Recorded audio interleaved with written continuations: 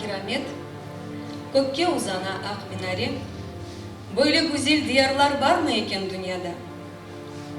Ne de nazik var, şeftalinen bademler, dersin genç kelinçikler, kamaştıra gözlerini. Каждый новый пришедший становится в ряд, носки подровняли, смеяться приказ, всем ярким, цветным укротить окрас. Каждый новый день выжигает мозги, вяжет судьбы в сетку, убивает стихи. Мы идем шаг в шаг, окна звенят, и в стекле отражается красный закат.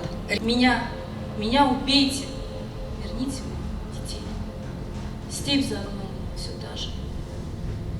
Кричу в слепую дверь. Будь проклят, самый страшный, нас растерзавший зверь.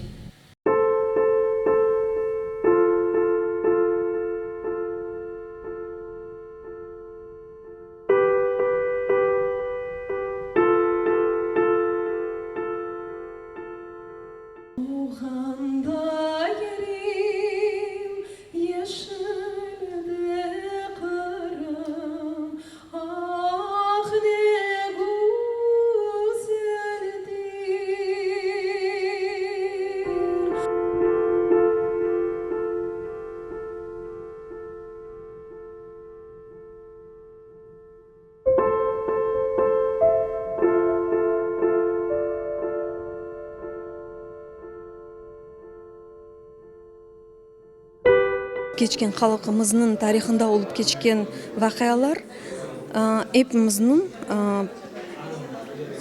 қанымыздың хатырасында бар. Яғни біз оны өзіміз көрмесек те, біздің мұтлақ қарбабаларымыз, ана-бабаларымыз оны кечті дуйды, біздерде көргеншелеріміз бар ве оның үшін мен білесем біздің бұл бірінші шақыстан айтқанымыз ақлыдыр.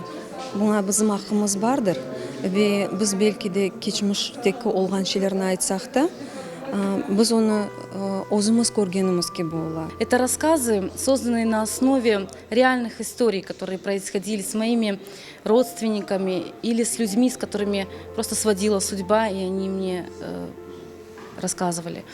И мне кажется, что именно сегодня у нас получилось. Получилось самим прочувствовать эту боль.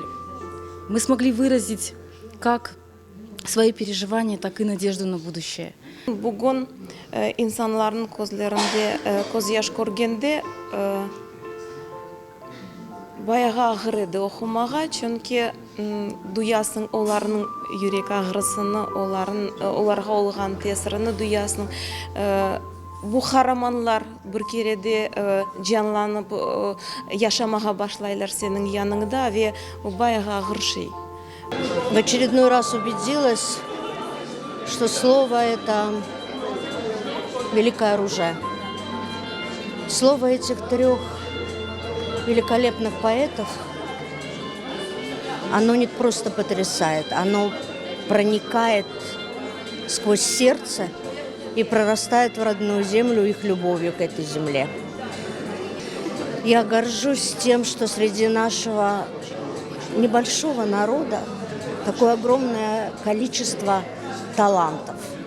Я думаю, это потому, что нас делает талантливыми наша земля.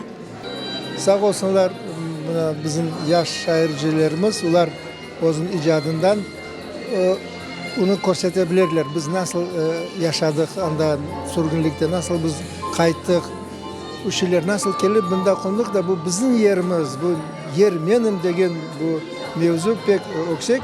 Kimseni bile bir kaldırmadı icansız. Hepsilerinin gözlerinde göz yaş çıktı. Bizim halk düşünsün deyip buna böyle şey yapılgan. Mesela buna polda ipler çekilgen, netilgen, on düşünüp bir tapmak gerek, bu niçin bu polda bu ipler tartılgan.